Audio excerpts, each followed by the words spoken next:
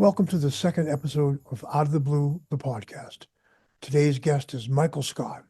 Michael is a man that's a living, breathing miracle. You're about to hear a story of resilience and recovery like nothing else, as he amazes the doctors with his fearless recovery and breaking every record. His journey is ongoing, but so is his victory. Thank you for joining us because this is a powerful one. I'm Vernon West with my co-host Vernon III, and this is Out of the Blue, the podcast. Hello and welcome to Out of the Blue, the podcast. I'm your host, Vernon West, with my co-host Vernon West III, my son, and here today is our primary guest is Michael Scott. We're honored to have him for our guest today. He's going to recount to us some inspiring things, and I'm going to leave it up to you, Michael, to guide us along this journey. First question, I guess, really is, tell us about tell us a little bit about yourself. Well, Vernon, I don't know. I'm sure you must know this now, but because I'm in my 50s and you've known me since I was 12 or 13, I think. I don't know if we ever talked about it. You know, I was in the Army Reserve at 17. You know, that first band that I had with your old lovely brother, Paul, right? We started that like at 13. And at some point, you know, we got as far as we got to it, like 13, 14, 15, 16. We all started doing different things. And I think I saw the movie Stripes and I broke up with my girlfriend, and that made me just go, oh, I think, you know, I was born in the military. I don't think you ever knew that. My dad was at Fort Leonard, excuse me, not Fort Leonard Wood. That's where I was, where I did basic training and other stuff. I was born in Fort Lee, Virginia, and had a lot of family, uncles in the Navy, all the stuff, and I just never really knew what I wanted to do. And I went into the into the city hall in Malden, where they had all this stuff, and I started talking to people, and anyhow, that's how it all started. But it wasn't active. I joined the Army Reserve because they convinced me, you should do this and see if you like it, then you might go active. I really wanted to go active, but then I learned that the Army recruiters were trying to fill a quota, and that's what they still do. So I got kind of scammed into the wrong thing, but not you know, I was only in that for a few years. And then many years later, because of my day job background and how I was working for the government, other things, people I'm working with, I got some other opportunities to rejoin. I could have rejoined during 9/11. My girlfriend at that time, she was prior service and said, don't do it, you get killed. And you know how that stuff happened with some of those people. So in my day job, I had a colonel who was reporting to me in my day job who convinced me to join, to come back. So I've been back for, you know, like 6 years, 5, 6 years, something like that. And anyhow, that's pretty much it. So then you did, we went to LA, you got into some acting, I remember? You told me that. Oh, yeah, that was something, right. So getting back to this. Not to mention bedtime stories. Yeah, that's right. Who you used to manage for a while. Right. That's such a good name, by the way. Bedtime story. I know. But thank you. I metal. I don't even know. Yeah, we were almost more like, you know, Filter meets Nine Inch Nails. That's kind of how it came across in some ways. But you know, the guys from Filter, Richie Patrick from Filters, he's the singer. He's a friend of mine. He used to be the lead guitar player in Nine Inch Nails. Another story. But I moved here in 1989. Why did I move here, or when did I move here? Or well, yeah, why is a good question.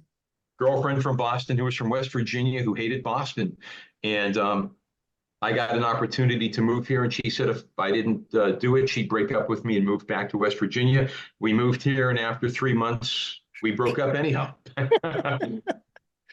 So the acting thing was an accident because I had, you know, everybody in California who, I mean, I would imagine you, Vernon Jr., have come across people who are all out here to be actors and musicians, all that stuff, I would imagine. Oh, yeah. It's mostly that.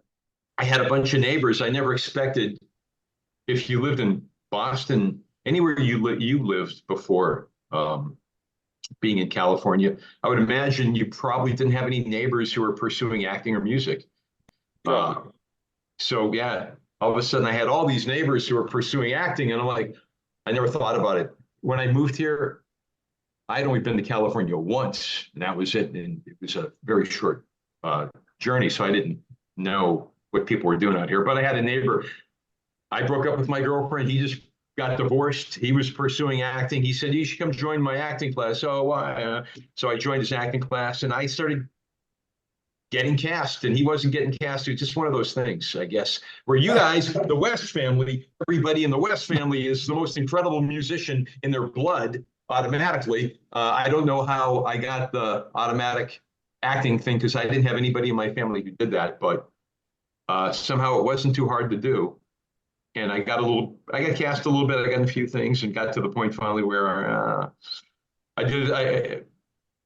I had some good opportunities, and I got another girlfriend who was from Washington State, who I met. She was an extra on this thing I was working on, doing stunts. And then she kind of pulled that same stuff with me. I don't like California. I'm going to break up with you if we don't move to Washington, Seattle. Moved to Seattle with her. Why are all these girls trying to take you places? Well, I think they would do it to anybody. Right. Nothing like falling in love in Washington. Yeah, so I was up in Washington. So I got cast on it wasn't exactly a series yet. It was, I'm trying to remember the name. It was called, oh my gosh, I'm having a brain issue. We'll talk about that. So my memory's getting stuck. It was called The Marshall Chronicles, Marshall. Marshall. There used to be a TV movie in the 70s called The Martian Chronicles. Not the same thing. They only did 6 episodes of this thing called The Marshall Chronicles. It was supposed to be New York. And it was almost like that movie Ferris Bueller's Day Off. Did you guys both ever see that? Oh yeah, I saw it. So you know how Ferris, he'd be acting. Let's say I'm on a camera, right? Let's say let's say you're watching a movie. And Ferris was like, "Oh yeah, blah blah blah blah blah blah blah." Then he'd look at the camera and go, "And that's why I said this." And he'd go back and forth. That's the kind of movie, that's the kind of TV show this was. But it was about New Yorkers. And I was hired to play one of these guys, wearing a leather jacket. And I'm talking about me and that girl. We came up with this plan, which was, if I got cast on that, if the show got picked up, we'd stay in California. I was hired not as a main character, like a guy who would be in every other episode, like with your name at the end of the show, not at the beginning, because you're not one of the stars. And we agreed that if the show got canceled and didn't get picked up, then I would move to Seattle. That's what I did, because it didn't get picked up, got on TV. And then we broke up there after 8 months, and Seattle couldn't do my thing, took a regular job, not playing in a band or anything. And then I came back to LA. That was like 90. No, I'm sorry, that was 91. And that was So I had an acting career 89 to 90, 91. And that was the beginning, right before Dead Time Stories. Way before Dead Time Stories. Dead Time Stories was around 90, I want to say 98, 99. No, Really? Okay. Yeah. Yeah. And by the way, Vernon Jr., that's one of the Vernon Sr., Vernon Jr. and I were talking about, he brought up the name Lindsey Buckingham. Lindsey Feldman. I'm sorry, excuse me, Lindsey Feldman, not Buck. You got to deal with my bad brain here. That's all right, man. I didn't mean the guitar player, but yes, I meant Lindsey Feldman. And Lindsey Feldman, by the way, was the lawyer for Nine Inch Nails. And he's been the lawyer for, oh gosh, who's that other great Insane Clown Posse? Insane Clown Posse, yep. He got them. Vernon Jr. had, just changing the subject. Lindsey Feldman was with Insane Clown Posse almost since day one. And he got them signed to Hollywood Records. And I don't know if you remember this, Vernon West Sr., if you knew this. Hollywood Records is owned by Disney. And Disney couldn't believe that one of their guys at Hollywood Records signed this crazy, swearing, loud a band called Insane Clown Posse, who were selling millions and millions. I think they could have made a lot of money. Lindsay Feldman worked with them on getting signed, and Hollywood informed them that Disney wanted to drop them. They had a short little lawsuit over it, like lasted a month. They didn't have to record anything. He got them up. The contract ended. They didn't produce anything, and they got to get like $2 million for signing it, not doing anything. Something like that. Yeah, Lindsay told me the whole story. Lindsay is a gem, right? He really is. They're also like, they don't just use the word insane. Like their fan base, the Juggalos, are crazy. Like it's like intense festival partying. Like to be the lawyer that makes sure they never get in trouble, considering their fan base is so wild, like he's got to be good. I remember Anyway, Lindsay it's told cool me to. yeah. Lindsay Yeah. used to tell me that their biggest source of income was their merch. They said they That- made millions on their merch. You've had an interesting life, though, and the Dead Time Stories, I remember them. You had a little bit of a hit going on. What was the song? God Talks to Me. God Talks to Me? Yeah, and it wasn't Nice. like it. So Vernon Jr., that I got lucky. I got to write some cool stuff. I think, I wasn't super believing in him at the time, but it wasn't a bad lyrical song. It wasn't an anti-God song. It was kind of like, it really turned into be a song about what goes through you and the good people and the bad people, and I mean, it wasn't always it didn't always have the best lyrics, but it wasn't an anti-God song. I'll leave it at that. I'll let you hear it sometime if you like. But it was very close to like White Zombie meets Nine Inch Nails, I think.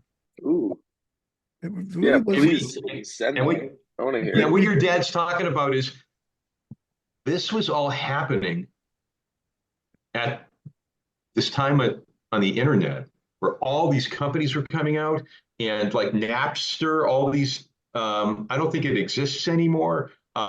It was right at the beginning. Things with the labels were going to start changing. And you remember, I don't know if you remember this, Vernon, either one of you, Vernons, probably Vernon Sr., where, oh gosh, what was that big sort of metal band from San Francisco? Metallica? Metallica. Yeah. Metallica Yeah. got their songs stolen and put all over the internet before you could sell your song and it get paid for. So people were buying music, putting it on the internet, and albums weren't making any money. So that turned into this whole new thing that became how your songs could get played on the internet. For me, that song, God Talks, I submitted it to mp3.com. Right, I don't know if that MP3, exists anymore, but that's back in those days, MP3 was like a big deal. right. mp3.com took our music, put it on the internet. We got like, it doesn't sound a lot like, it wasn't a lot back then. Now it could mean a lot, but we got like over 1 million hits. And believe it or not, yeah, 1 million hits in the late 90s meant a lot, but today record companies don't seem to care about 1 million. They want, well, yeah, 1 million doesn't mean much if it's the whole United States getting played on a computer, because all those 1 million hits we didn't get paid for. They were all free, just people listening to my music for free. Well, as I recall, Lindsay had a label interested, but your guitar player, your co-writer, he got a little crazy and then decided. Yeah, he did. He's everybody. I'm still friends with everybody in that band except him. He lost friendships with lots of people. This is a good friend I had for many, many years. We never had a band together. He's played in a lot of bands, but he has his own issues. And we recorded at his place. He had it's all it was all I'm trying to remember that recording system. It wasn't Garage band? no, it wasn't GarageBand, but nevertheless, there were so many other names. It'll come to me. But the funny thing was that we used to say when people would say, "Oh, how'd you record this?" Chris would always say Pro Tools, like Pro Tools, Pro Tools. Yeah, that's not all. Pro Tools, Pro Tools. Same kind of thing, a lot cheaper, and you didn't have to have a bunch of changes. But so he was doing a lot of bands on that kind of stuff. He's a good mixer. He's not the best producer. He's okay. He can produce. He's a good guitar player, but I kind of wrote all the songs. I wrote the lyrics. I wrote the music. And when I say I wrote the music, I wrote the bridge. I wrote the chorus. I wrote everything. And because we recorded with him and because he played the guitar, he kept pushing himself forward. And I believe, yeah, I think Vernon Jr., you and I were talking about this the other day about writing songs, who gets the right credit, how they should get credit. You know, if you're not going to get credit, then you shouldn't have to pay for anything. You shouldn't have to put any of the money out if you're doing all this work, but it's not your song. But nevertheless, I said to him, you know, I didn't even know what to do because I never went this far in my life with writing. You know, when I was in Boston, yeah, we wrote songs, or we didn't put them into ASCAP, didn't do nothing like that, or we played covers. So this is the first time in my life I had to go through that. I played in other bands in California where they wrote everything. I played bass. The bands didn't go too far. I never had to pay for, nobody charged me for the recording, but I learned how, I learned how to play these songs. In this band, we both got kind of fed up with playing for other bands, and we started doing our own thing. But and I gave him good credit. Like even though I wrote 100%, and there was no cost because it was his equipment that he already owned, and he wanted to be involved. We just kind of did like I gave him 20%. We didn't think anything would ever happen. So I think 20% of the writing, 20% of the I'm getting stuck again. Sorry. Of the publishing. Yeah, but the publishing and the writing, that's not a bad thing. And again, he didn't have to pay anything to do this. But a little side note here, he gets this girlfriend who had this ex-boyfriend who was in so many other bands, and it's a long story, whatever happened to him, we don't need to talk about that. And she started convincing him, oh, you should get more and more. And that was starting, we were doing well, we were moving forward. We were playing out here, getting some big, good shows. We were getting played on one of the stations out here. And great guys in the band, but this guy had some weird issues, even with his mother and his brother. I'm still friends with his mother and brother. He's not talking to them. A lot of people he's worked with, nobody talks to this guy anymore. He moved, has a weird girlfriend that was. So what happened later on, I had him connected with a good friend of mine who's a sort of a famous actor who was doing his own music, and that guy was paying him like $150 an hour. Was a lot of money even in the early 2000s. Yeah, that's good money. $150 an hour. And when he found out that my friend who was making $100,000 a week for his television show, he started complaining, I want more money. He was holding off on recordings that he had that he didn't bring back to my friend, because he now wanted $500 an hour because the guy made $100,000 a week. That's not how it should work, right? It's just, so he blew up a lot of, I know we're not here talking about. That's interesting to know the background, because it really, what I'm thinking is now you're cruising along, you're doing your life. Then what happens when the out of the blue thing from the day you were diagnosed? Tell us about that. Like the day you had a headache. What was it that made you go in the hospital? 2021, around in May. In the beginning of May, I was in Northern California with my job. So not music, not Army, but my federal stuff. I was a project and program manager running some big activities with the government and so forth for Edison. And Pacific Gas and Electric, which is up north. All of a sudden, and I have to run those meetings because it's, as a project manager, in some ways, it's kind of like whether you're a producer of a band or producer of a film or something, the project manager has to run the whole thing, is managing the people doing all the work, managing the budgets. And I would have to have meetings. And I had a lot of good friends I was working, who I became, guys I had become friends with, who I was working with. So sometimes I, crack jokes, but I was talking in a way in a meeting where they thought I was cracking jokes because the wrong words were coming out. And I'm like, I don't know what's going on. Just my brain was kicking out bad word, not like swears. When I say bad words, like the wrong part of the conversation. And I wound up I have a good doctor. I was able to get on the phone and he talked to me. I was in NorCal. He was in near Santa Monica in UCLA, and I called him on the phone. He didn't understand me. He said, "It sounds like something's wrong. You should get to the emergency room." But I was in Northern California, so I got back on a plane that came back,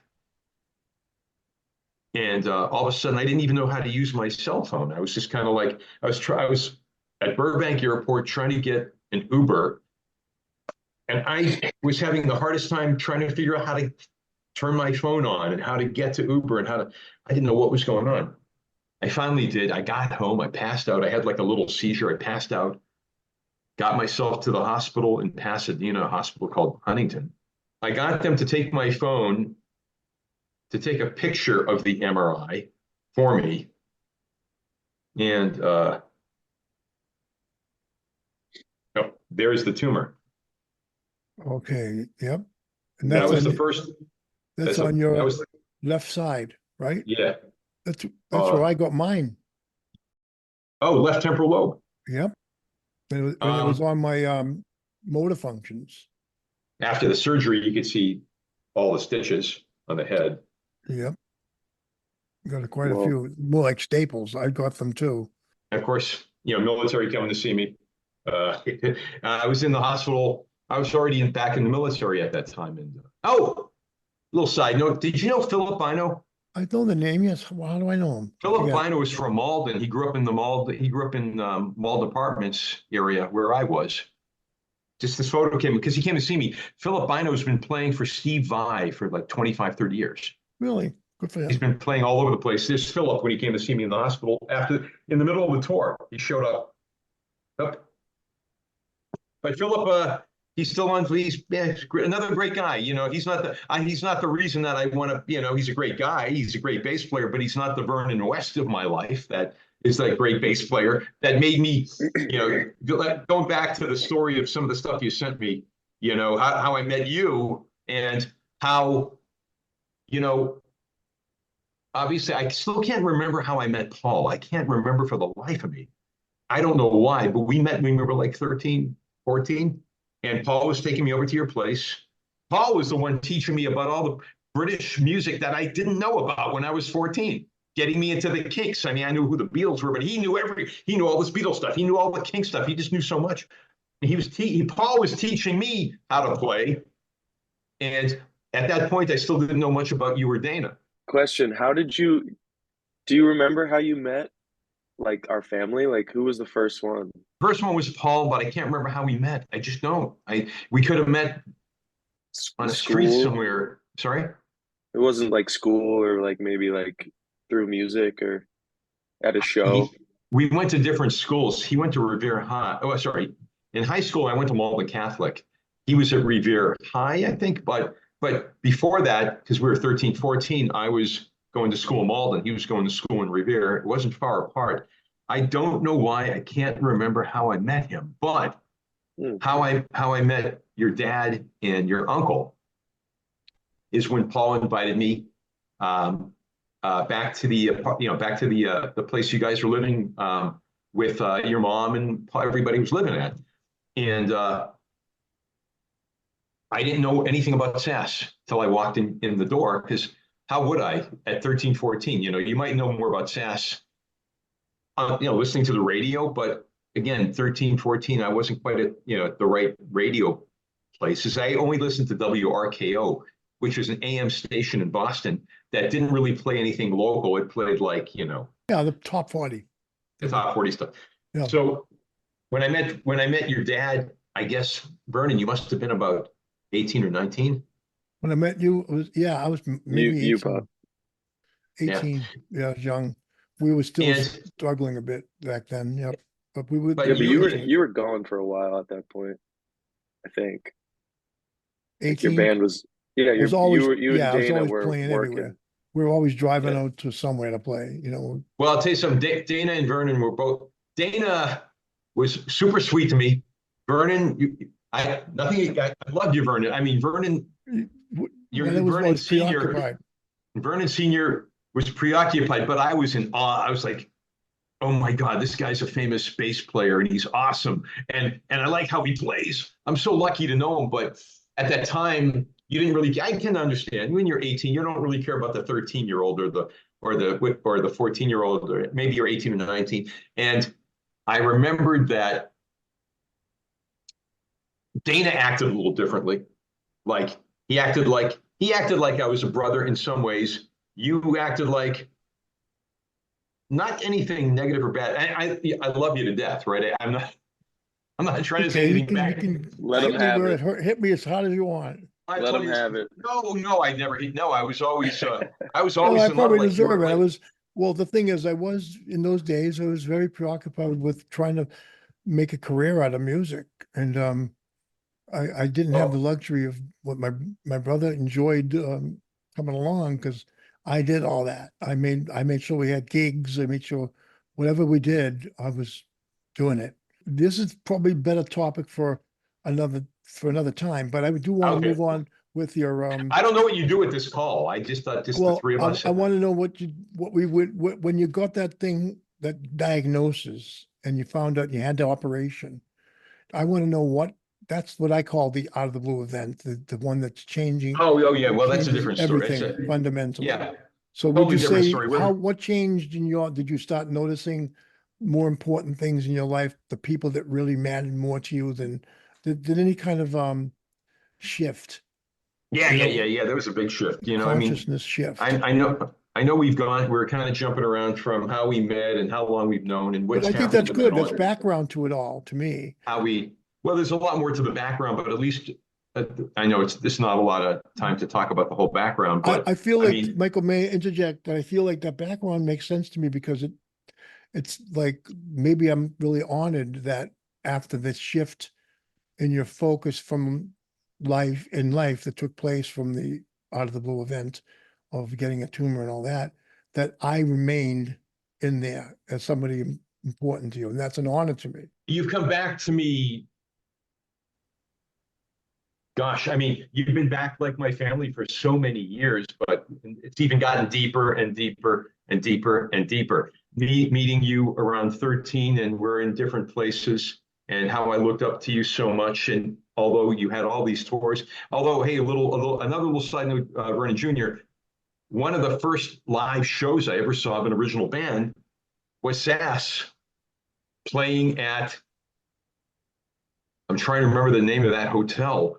It was a gig with the Neighborhoods in the Atlantics. Yeah, the Oh, the the It'll come Marriott. back to it. no, it's It was a an old hotel where, hotel in Boston. It's called the yeah, and at that same hotel, like after they played, that stage also had Tina Turner and George Thorogood. It was a big. That was the first gig I ever really saw of a live original band. yeah, it was a good place to see it. But I recall it not being a great show for me because my arm was in a sling. I had, Oh yeah, I remember that too. I remember that's another story. I remember Yeah. what happened. but Um, but the thing is, when you were at that point, I remember sort of feeling like you were like my little brother. I mean, that's when I thought of you as more my brother. Because then when we lost Paul, you you became it. So you had that whole thing. Now I now considered you taking Paul's place and his emissary on the earth. Oh, I and let always me felt add something. connected to you from him. Your mom acted more like my mom. Your mom always felt like My mother mom. felt the same way about you. She did the Yeah. same thing, felt the same way. Uh, She's always I just asking, wanted to, when you were in California and I was doing the Dead Time stories with you, she was all over me saying, "How's Michael? Tell me about Michael." And I was always telling her stories about going out there and visiting with you. And I remember the last time I saw your mom was when I came. I know you asked another question, but just to fill in a few more things. I'm trying to make sure I'm not getting stuck here. Last time I saw your mom was when I came to see you when your medical thing started about 6 or 7 years ago, I think. That's right. I flew, and that was before my stuff started, and I saw your mom. So like I think it was 5 or 6 years ago. I can't remember now. It was when I did. It was at my fundraiser. Yes, yeah. But aside from that, I was just going to say, wow, all of a sudden your mom's cooking just came into my head too. Yeah. Oh, the great Fujimi. So, and the other thing, by the way, I know I told this to Vernon West. I'm so sorry, I keep going West Junior, Senior. I'll just say Junior, Senior. When I was talking to Junior the other day, I was telling him about how the band I had with Paul and Chris Highlander, we got to open for SAS several times. Yep. That was another fun. interest. That was just another wild thing. But again, jumping a little bit more ahead after what happened with Paul, when you came out to California to do a show at the Club Lingerie, yeah, and you came to my apartment in Toluca Lake. I had a little apartment there, and that's when we reconnected. That was around I don't know what year was that. Was that the 90s? That was the 90s. 90s. That was around 96, maybe, something like that. Oh, I know. You asked me a question I can answer. You asked me about how did life change after that? Oh yeah, out of the blue event. This is the basic thing. So many things we're talking about here. How did you see life after That's all how that? my life changed. You found your religion, you found God. I mean, there were points in time where I don't know if you knew I had I forget what it was called. I got sick. I was in my early 20s. I was at Mass General, and I almost died there, and I made it through. I almost died a few times, but I never prayed. I never asked. I never thought. And there's one other thing before I go into this, I'm going to show you one other thing. And this is the day that this all changed. Here it is, almost there. Can you see that photo? Yes.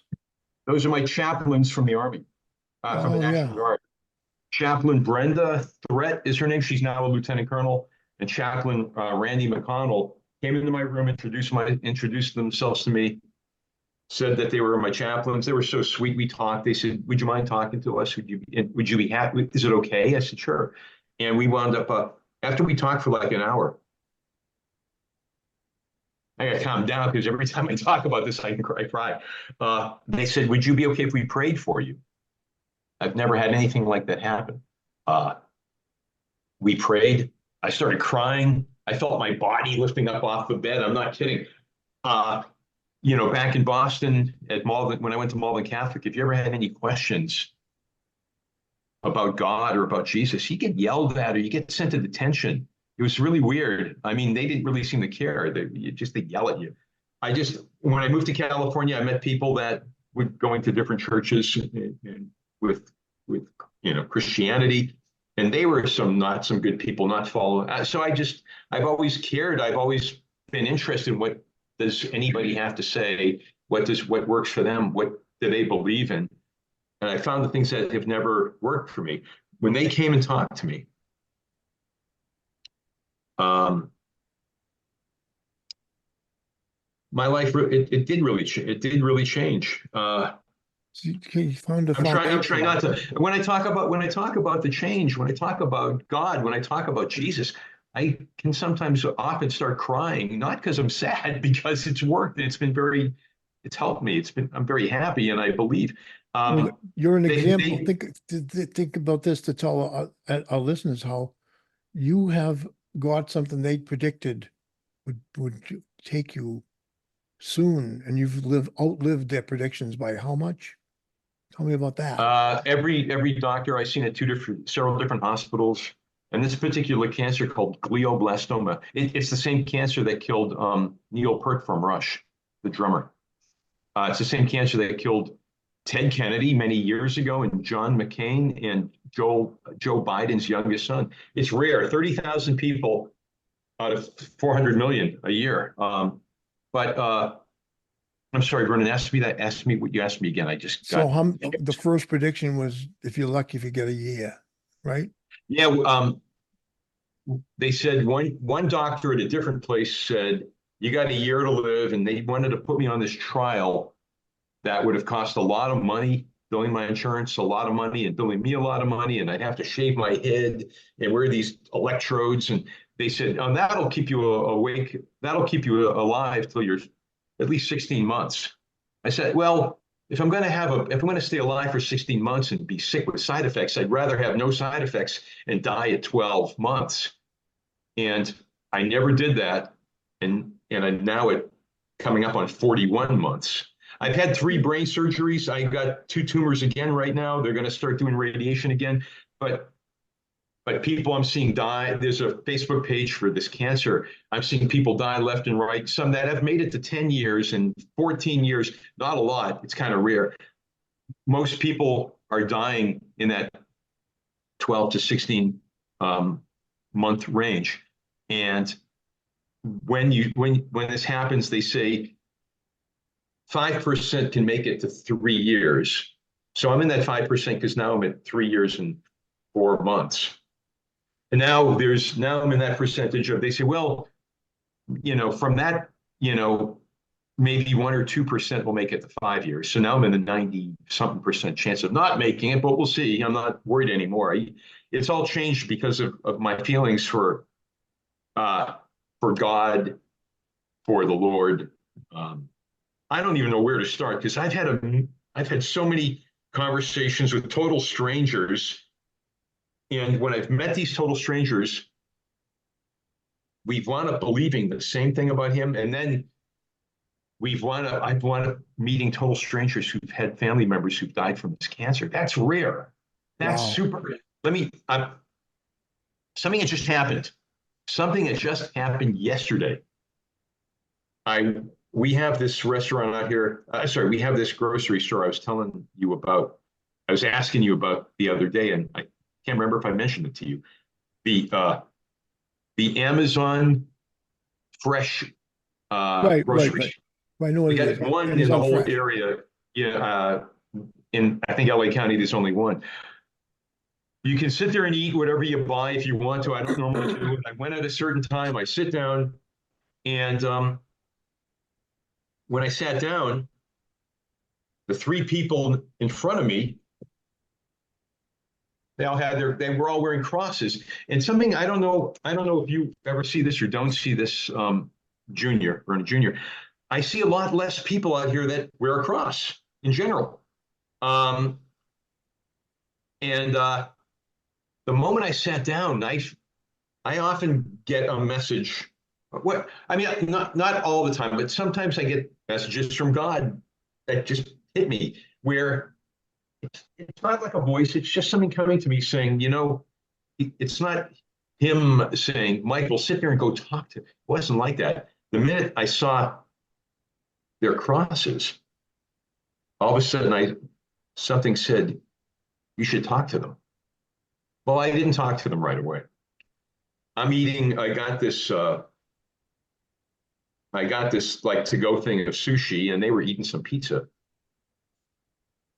And there's a man facing me on that table, 2 women, his wife and her mother.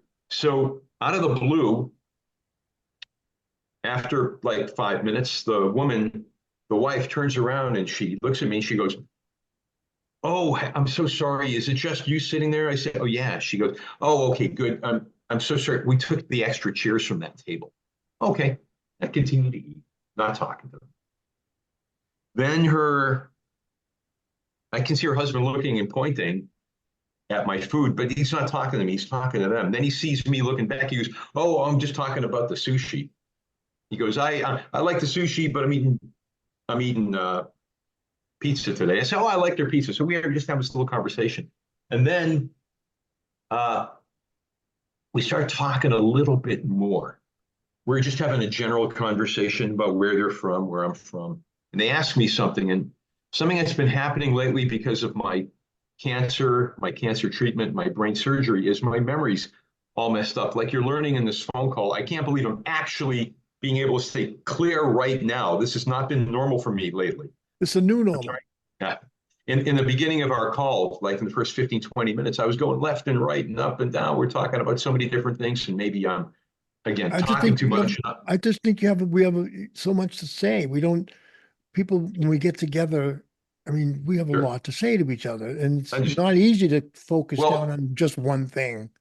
So Understood. Well, let me finish this though. add to, This one thing is very interesting you're on now. yeah, I really and this happened, and this has happened a bit, but where I'm going with this is, so we're having a general conversation, and I get stuck, and I forgot what I'm trying to say, and I said, hey, I know you guys don't know me, but I'm not trying to get you to feel bad for me, but I have cancer in my brain, and it's kind of hard to see. I don't know if you can see a lot of the stitches here. And so I showed them, and we start, and they said, "Oh, I'm so sorry." And I said, I'm just not trying to get you to feel bad for me, but it's why I'm having a problem with my memory. I'm getting stuck. And we start talking, and I told them I have glioblastoma, and the mother, the older woman, kind of, you could see what happened. She had a son who had it too. It's rare. She had a son who had it. He only lived 3 months. We're chatting. I started crying, I'm trying to calm down right now.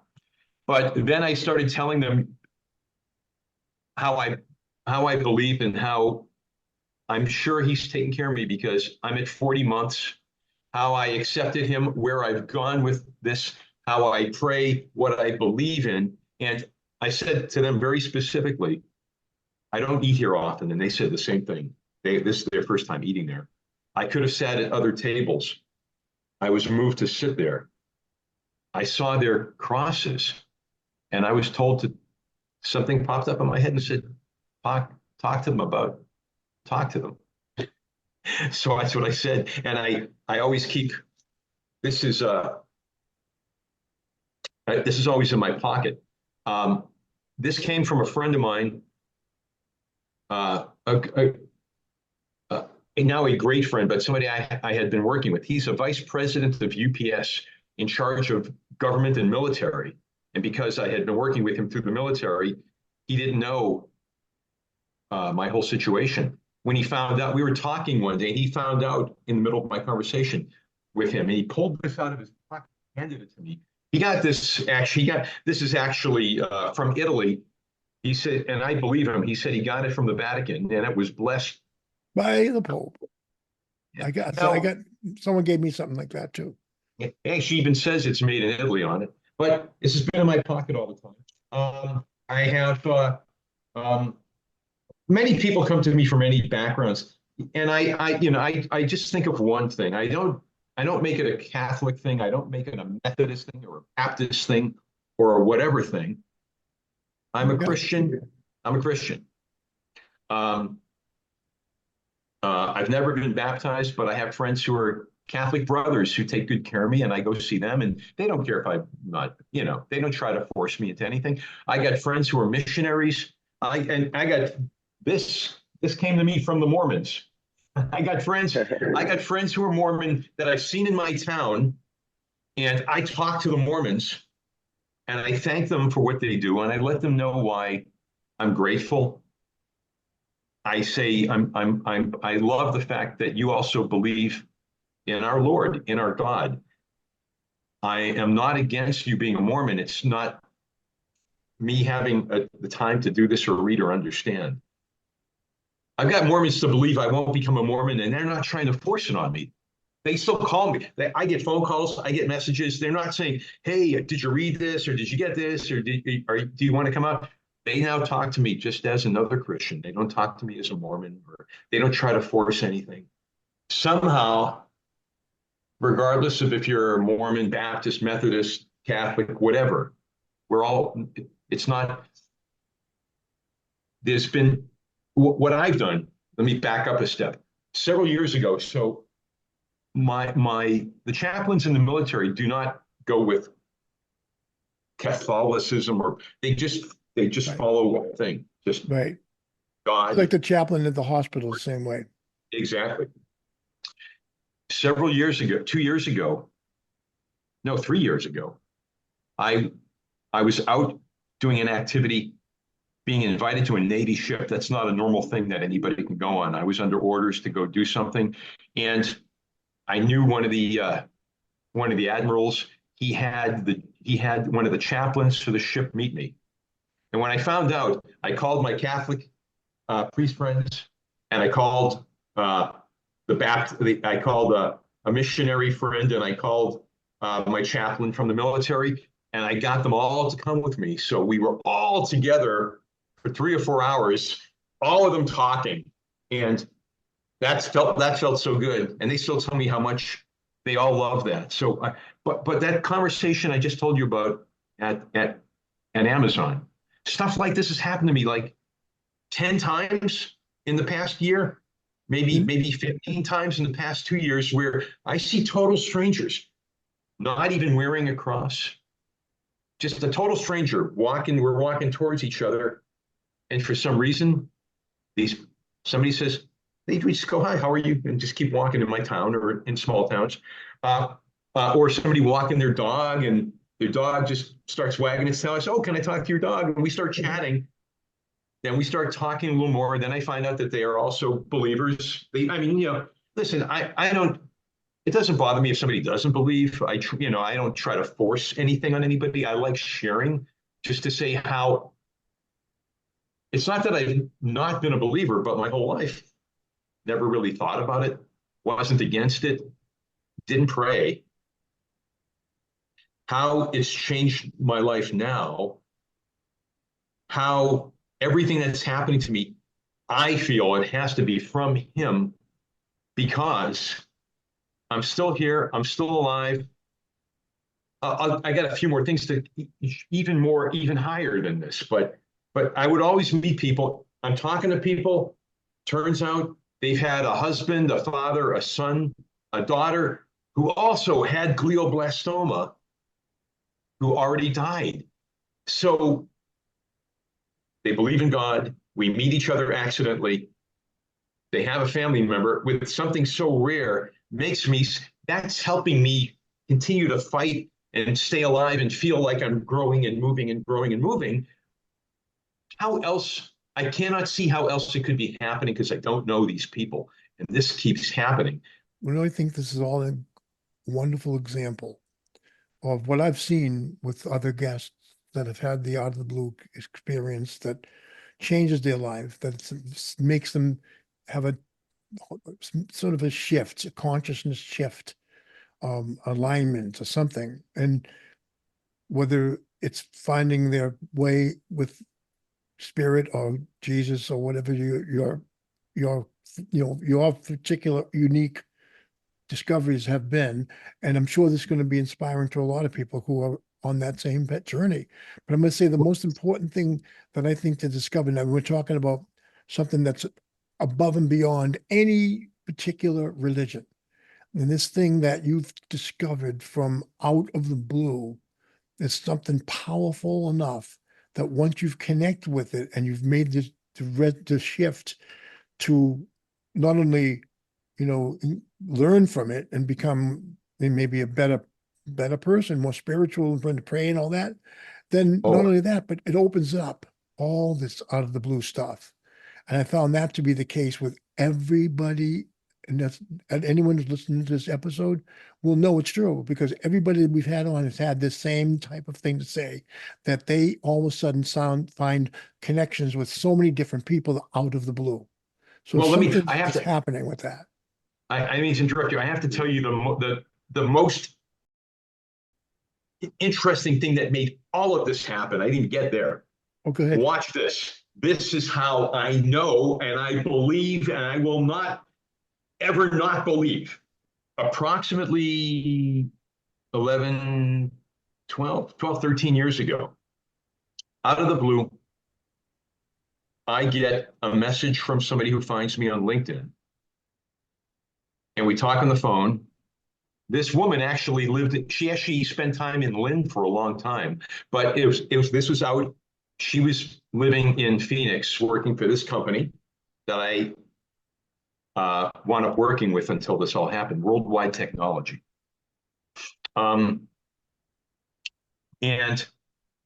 she's looking to hire for the company, and she finds me by doing this search on LinkedIn for my background, which is project management.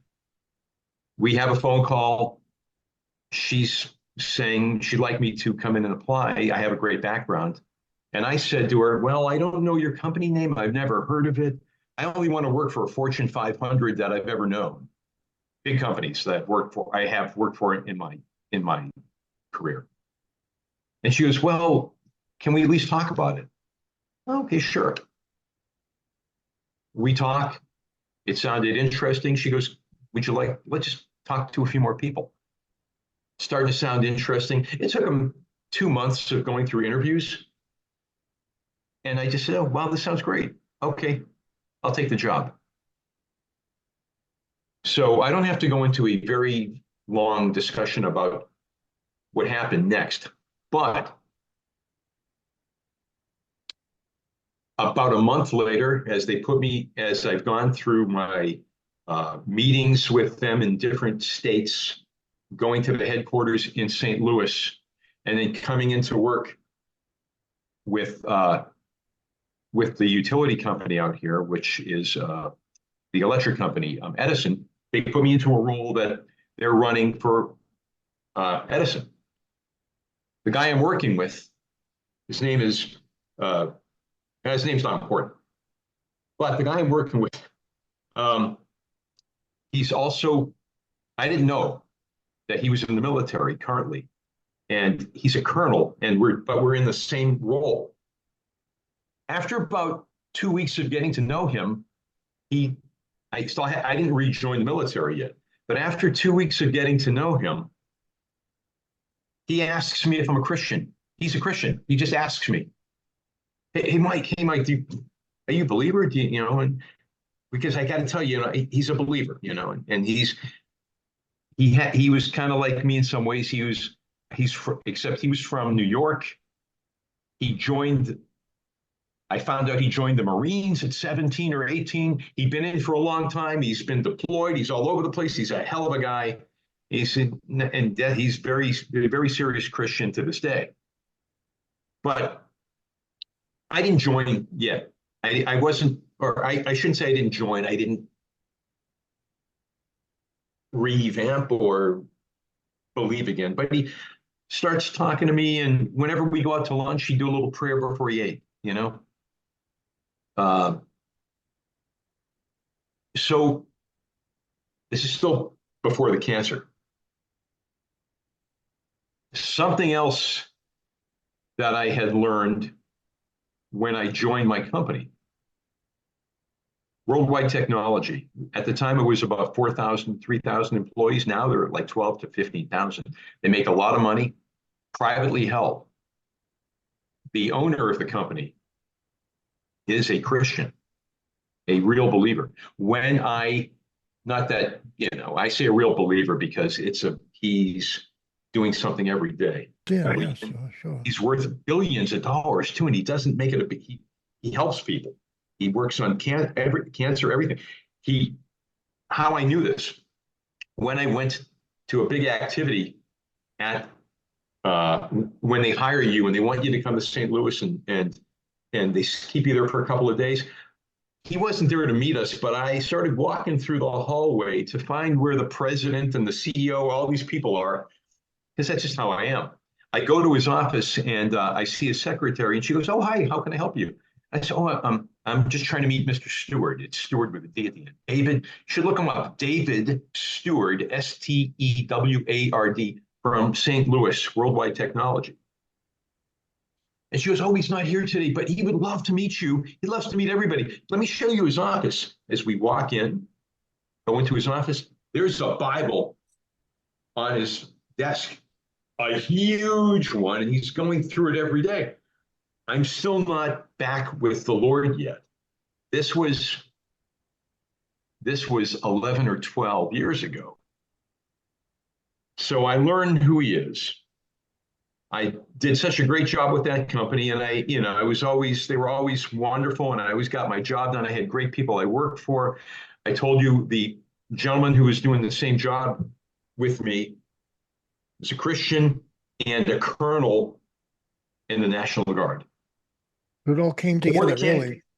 Yeah, so I'm showing you how this happened. Before the cancer hit me, he convinces me to come back and join the military again, join the National Guard. And that was 5, 6 years ago, because he could use my help there, wants me to be with him, working for him in the National Guard. Well, still moving on from there, again, before the cancer hit me, before I met my chaplains, COVID comes along. And our company, owned by Mr. David Stewart, the president, the private owner, he sets up a bi-weekly Zoom call to have a prayer call every other Wednesday at 10 o'clock Pacific, a Zoom call. And the people that are on that call, I started going and oh my gosh, governors. This guy's so big, he's connected so many. Governors are joining the call. Congressmen are joining the call. The Winans, BBC, all the Winans were on that call and performing. David Sanborn, he passed away, but you know who he was, right? David Sanborn, the sax player, was a Christian. He used to be the main sax player on the David Letterman show. Yep, He's yep. Grammy Awards, all kinds of stuff. He's on that call. And this call was beautiful. It was just like an hour every other week. And he wasn't forcing anybody to join. The owner of the company, Mr. Stewart, was there. So I'm starting to believe even more. Now I'm in the military. Now I get my cancer. Now the military sends the chaplains. Now they're there to help me. I had to be severanced from my job because you lose the clearance, you lose the background when you can't do your job because you've had so many brain surgeries. You can't run the projects and run the programs. I'm on this cancer is it's terminal, and Social Security has it not just terminal but permanent disability. Sometimes I can't drive, sometimes I can't walk, sometimes I'm fine. So this company brings me in. They find me online. I wasn't looking. I accepted. This brought me back into the military, which also brought me back to God through the company I'm working for and through the military. And then, like I said, when I got my cancer, the chaplains come in, they talk to me. We held hands and I reaccepted immediately. All of that you just mentioned, and that was a good narrative. You got a lot of points there, and there is It really changed my life. I have been praying so much. I believe so much. I'm not trying to force myself on anybody. And it just happened. I made it to 40, and I made it so long. How could I make it to? How could I get this far? I get to every time I get tumors, they're getting fought, they're getting battled. And the last thing I want to add that makes this even more amazing. I'm in the middle of, because I came back into the military as enlisted, and I went to officer candidate school when I had a long break after the last surgery. It got me 14 months before surgery again this past February. But in that officer candidate school up in Northern California, some of the training, one of the training officers pulls me aside and says, "How's everything going with your cancer? I hope you're doing well." Somebody I don't ever see that often. He says to me, "Listen, do you have a good doctor?" "Yeah, I got a great doctor." "Well, listen, I got a great doctor as well to turn you on to. Would you mind taking his phone number?" I don't mind. But he pulls out his own business card. That officer pulled out his own business card. He writes a name on it, hands it to me. Dr. Timothy Clousey. I'm like, "That's my doctor." He goes, That's my brother-in-law. Wow. Well, that And that's all from and they are both Christian too. yeah. And Dr. Clausey, I guess legally, doctors aren't allowed to talk about religion. And No, they're not, right. and Dr. Clausey was able, now I'm talking to him now. He doesn't they'll pray with me. I just want to say one And thing before we sign off, that while you're doing all that stuff, and you had spent some time in St. Louis, did you not? So yes, did Vernon. Did you spend some time in St. Louis? I'm pretty sure. Close. I was in school in Southern Illinois. We would see St. Louis near you, yeah. So you probably were in the same vicinity more often than you even know. And Jackie was there too, and Samantha was out there in that no. area of Missouri. Oh, and when I joined the military, my basic training was in Missouri at Fort Leonard Wood. See, that's intense, right? A lot of Missouri in our I don't know if life, that has anything to stories. do with anything, but yeah, that happened too. Well, I'm going to say on behalf of welcome, first of all, Michael, welcome to our Out of the Blue family. This is a family, and you are definitely going to be sitting at the head of the table. You have one of the most powerful Out of the Blue story, narrative. Everything about it is like textbook Out of the Blue. And what does that mean? Somewhere out there, whether it's call it God, call it Jesus, call it whatever you want. It doesn't really matter what you call it. I don't think it cares what you call it, as long as you call it. You call it and listen to it and follow some of the advice it gives you. You can't miss, and you're going to All keep the going. advice that's been, all that advice that it's been given me, if I may add, is keeping me here. And Yeah, that's what I was about that's to all I say. can say. And I can't wait. I just know that I'm praying for everybody. I'm saved for my family and myself, my Out of the Blue family, and my real family. That we only want more and more of Michael, more and more of Yeah. Michael.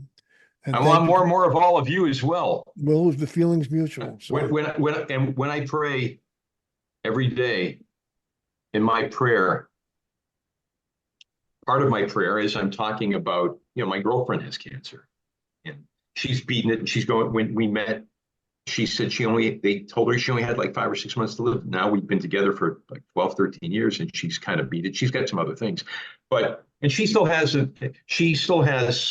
other things to deal with.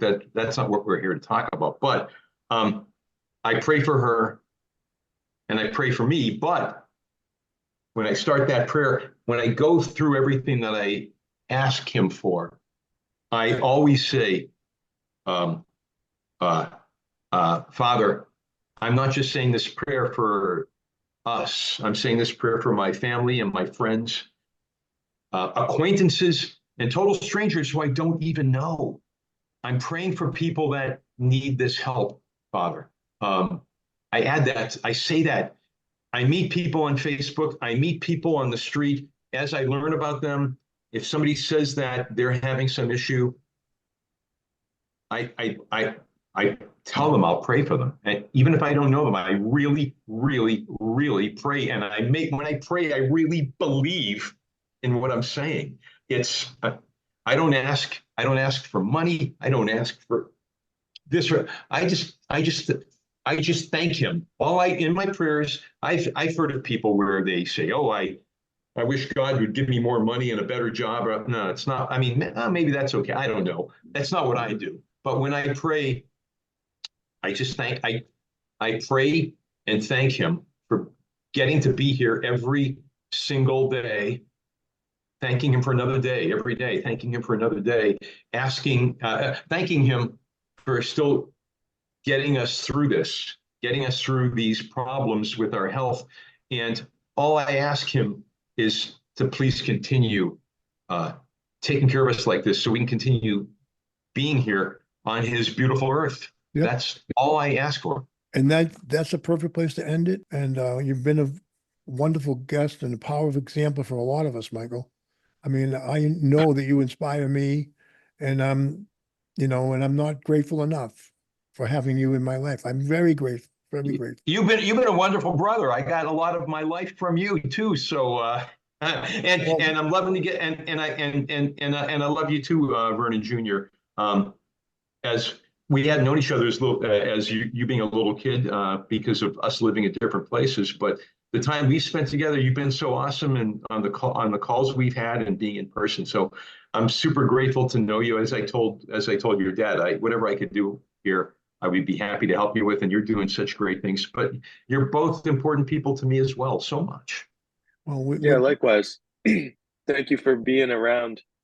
It's nice that you're here and while I get to live here, it's Thank cool. you. It it's is really, like I told you this, you're like uncle now. Like you're my family out in this coast, which is nice. So yeah. And thank you. also, yeah, it's pleasure talking to you. You're still sharp. Uncle Mike still got it. Well, Michael, you, That's very you, kind of you. you really do. You really do. I mean, I Yeah, was man. very grateful to hear everything you had to say. I learned more. I know a lot about you. I do, but I learned more. And it's what I really learned about mostly was that inner life. That's the thing that's most impressive and how And you. you're a big part of this. Helped me too, because I've seen what's happened to you, and this is before I was a believer, and I was worried, and I was just worried, and oh my gosh, your recovery, how you've changed, how you're here. Wow, that Well, I appreciate uh, that. Mhm. unbelievable. I mean, Unbelievable. yeah, you both, that's how I look at both of you. I mean, the fact that you guys are so resilient and you're not only recovering, but you like have a healthier mindset from all of this. I mean, I know that's the point of this podcast, but I mean, I look up to that like crazy. You guys are both very like mentally strong people, and it's also a testament to how you can. I mean, obviously, it's a privilege to be able to get through these things and survive things with certain resources and stuff. But I mean, it's pretty clear mindset goes a long way with both of you. And how you embrace the changes, I feel like gives you a new life. So, yeah, I look up to that. I mean, you both are perfect examples. And knowing that you two had each other through this probably helped in a profound way. Oh yeah, I don't think I could have done it. I definitely had Michael. Matter of fact, Oh, Michael, you were vice the first. versa. Same thing. Michael, Michael, I was just leaving this one silly note that when I was kind of bananas in the hospital, you were the first person I called to come get me. Okay, I just gotta. Can we talk about this real quick? Go ahead. Because I know because I didn't go through the same thing. I went sort of through this, and you explained this. The short, less than 2 minutes, Junior. And so I got a phone call after I think it was a brain surgery, Yeah. uh, and I was with John Salviti, Yep. and oh no, you called me, and then I think I called you back. You called me, and it was like I can't remember my time zone, but you called me and asked me. I'm not going to go into the exact bit, right? But you called me and asked me, "Can you come out and get me? Come out and get me. I need some help. Come out and get me, or come and get me." You didn't say come out, just come and get me. And I said, "What's going on?" You said, "Can you come out?" You just kept saying, "Come out and get me." And I said, "Well, I can't get back here for a few days. I'd come back, sure." And you said, "You got to be here in a few hours." And I think I said, "Vernon, I can't get there in a few hours because I need to get a flight. I need to get on a plane." And I think Yeah. I can't remember exactly what happened, all the words, but you were at that point of maybe not understanding or not believing. And then I had an activity with John Salviti the next day, and I think you called him too. I think I can't I did. I remember. think I did. Yeah. Yeah, we You were started the you talking were the about this. number you were the first person I called. That's the truth. Yeah, Michael, come and get me. They're keeping me prisoner. I was yeah. So it sure of turned it. out to be it and he and Vernon Senior got it several weeks later. He knew that it was just something that was happening to his brain because of the surgery. Now, what happened with me? I had a similar funny thing, not quite like that, but after my brain surgery uh, in May, I sent them. I was supposed to be out with the military, and they didn't know that I had to have the surgery. And no, sorry, there were two things. Before I had the surgery, I didn't know what to say, and I sent an email to the military saying I can't be there this weekend. Help! I've been kidnapped. They're going to cut off my head and take out my information box. That was while I had the tumor, and you know what happened? The military showed up like right after the surgery. The military showed up in uniform, and they were told they couldn't come in because it was too early. And they said, you know, tough luck. He's with us. We're going to call the police if you don't like it. And they came in, and but right before they did that, as soon as I came out of my surgery, this is what it was. As soon as I came out of my surgery, I didn't know where I was. After the surgery was like a 10-hour surgery, and I woke up in some room, and I just started yelling, "Help! Help! Where am I? What am I doing I said, what am I doing in China? Why am I in China? Why am I in China?" I kept screaming, "Why am I in China? Why am I in China?" And the nurses came running in. "You're not in China. You're not in China." I kept saying, "Where's my phone? How come I'm in China? Why am I?" I was screaming, yelling, "Why am I in China? Get me out of here. Get me out of here." And they gave me something. They knocked me out. I woke up 2 days later in another room. And it's like, I know we talked about that, and you told me that's kind of how something could happen, and how that when you called me, I think that's what I didn't mean to go again back to another process. I guess at the end of the day, we've both come a long way from that.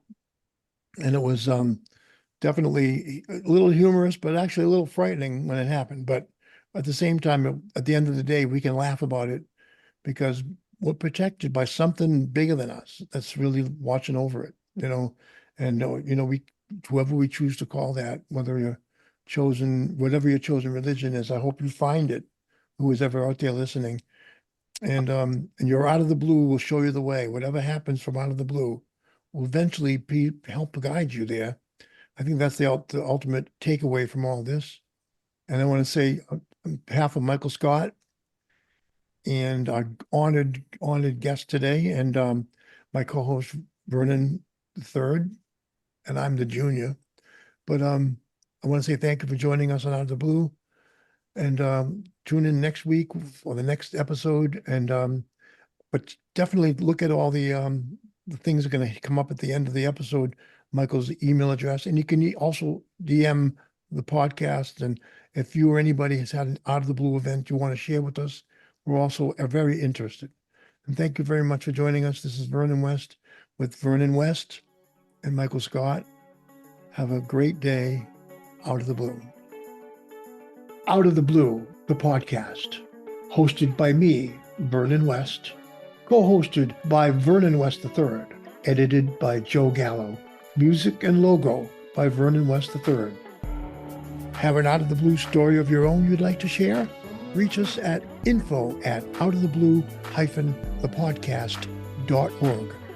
Subscribe to Out of the Blue on Apple Podcasts, Spotify, or wherever you get your podcasts, and on our website, outoftheblue-thepodcast.org. You can also check us out on Patreon for exclusive content.